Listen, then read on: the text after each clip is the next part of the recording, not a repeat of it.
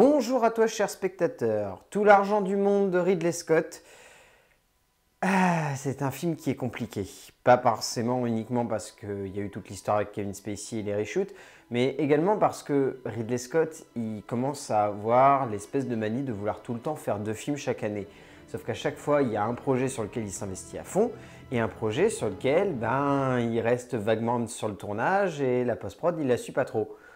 Tout l'argent du monde et ce film-là, et en sachant qu'Alien Covenant était pas très bon, on pouvait se demander si ça valait le coup en fait d'aller voir le nouveau film de Ridley Scott.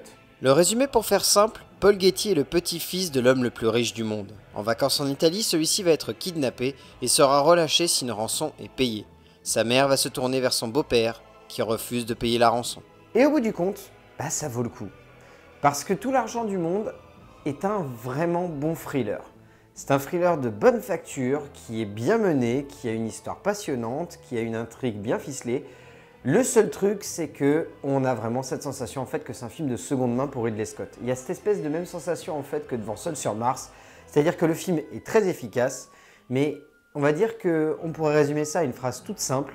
Ridley Scott sait se reposer sur une équipe technique et sur une équipe artistique qui va être assez solide pour emmener le projet de A à Z sans que forcément lui soit derrière pour superviser le tout.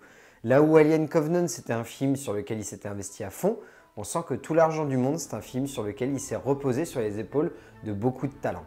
Si le projet sortait dans les salles dans un contexte particulier, cela n'en restait pas moins également le deuxième de l'année 2017 pour Scott, donc entre guillemets, son film de seconde main pour rester dans la place. Et force est de constater qu'il s'agit donc d'un excellent thriller, d'assez bonne facture, même si le réalisateur anglais a su être plus inventif. Le tout est d'une tension palpable et assez puissante, sans pour autant être trop cliché ou simplement facile, ce qui permet à l'ensemble de tenir la route et surtout d'être passionnant de bout en bout, même si Scott n'éblouit pas la caméra, la faute à un classicisme trop présent dans sa mise en scène. En termes d'écriture, David Scarpa, donc, qui s'est basé sur l'œuvre de John Pearson, il a réussi à écrire une histoire qui est vraiment passionnante. En fait, pour faire simple, si le film tient la route, c'est parce que le scénario tient la route. L'intrigue est vraiment foisonnante de bonnes idées, il y a un vrai rythme qui se crée, il y a une tension dramatique, il y a une évolution scénaristique, il y a quelque chose de très fort en fait qui se crée là-dedans. Et on sent que Scarpa, il n'a pas voulu simplement parler en surface, on va dire, des vrais problèmes de ces personnages. Il a voulu vraiment entrer dans la viscéralité du rapport qu'ils entretiennent les uns avec les autres. Ce qui fait que du coup, on se retrouve avec un film qui est profondément ancré dans un réalisme qui fait froid dans le dos, où chacun des personnages est guidé par un idéal qui est loin d'être juste. Même si le personnage de la mère est le personnage le plus juste, entre guillemets, de tout le film, on a cette sensation constamment en fait qu'elle est dominée, ou en tout cas qu'elle est passionnée, par des actions, par des envies qui sont peut-être trop protectrices envers son enfant et qui du coup vont l'amener à faire des erreurs. Et c'est ça qui est intéressant, c'est qu'on sent que Scarpa veut montrer que chacun de ses personnages va faire une erreur ou est capable de faire des erreurs, mais qu'ils sont persuadés que ce sont les bonnes motivations pour réussir leur mission ou en tout cas réussir à aller dans la bonne direction de celle-ci. Et de par cela, Scarpa il capte vraiment quelque chose de très fort dans son écriture, quelque chose qui prend vraiment aux tripes. C'est impressionnant de voir à quel point ces personnages et le contexte dans lequel ils évoluent est maîtrisé, entraînés par une forme d'énergie malsaine qui cherche à mettre en avant les relations perverses et conflictuelles qui animent chacun de ses protagonistes dans leur quête de manipulation de l'autre. On en ressort saisi par une forme de passion difficile à expliquer pour ces abus d'humanité, dont le ressort principal, l'argent, est une base qui donne une envergure particulière à ce film et à cette composition des personnages, évoluant au gré d'un dollar, franchissant le cadre, passant de main en main, avant de finir taché de sang ou roulé dans la boue. En termes de mise en scène, Ridley Scott, allez, comment être gentil, il se fout pas la dénette. Il a tendance en fait à beaucoup se reposer sur une bonne photographie, un joli travail de cadre, quelques effets de mise en scène, mais c'est pas si éclatant que ce qu'il a pu nous offrir dernièrement. Enfin, pour faire une comparaison, Alien Covenant était quand même un film qui, d'un point de vue graphique, était extrêmement couillu. Là, il y a une espèce de facilité quasi constante en fait qu'on ressent tout au long du film. Et c'est un petit peu dommage parce que, connaissant Ridley Scott, c'est un metteur en scène qui est extrêmement intelligent, qui sait maîtriser son cadre et qui sait l'emmener le plus loin possible.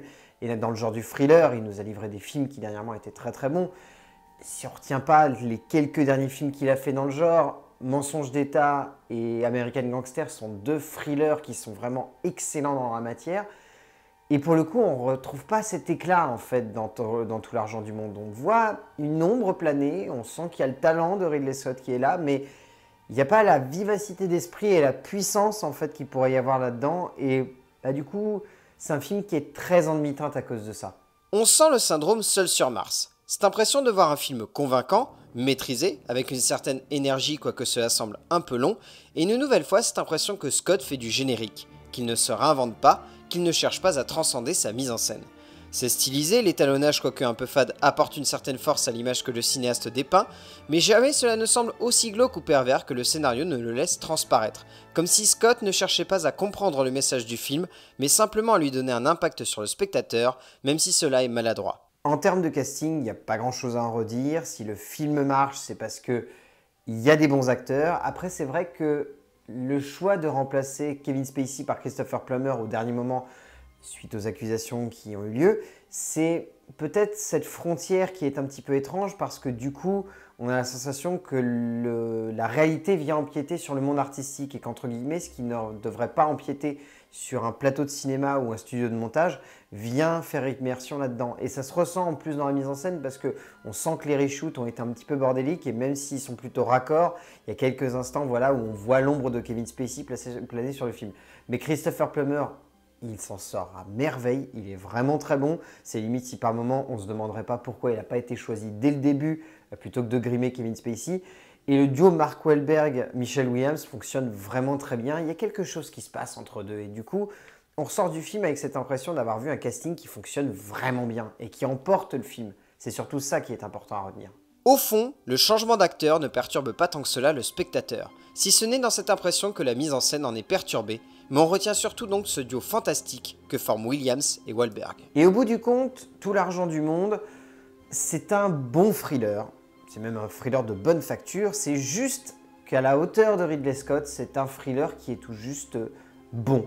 Ça aurait pu être extraordinaire, ça aurait pu être vraiment excellent.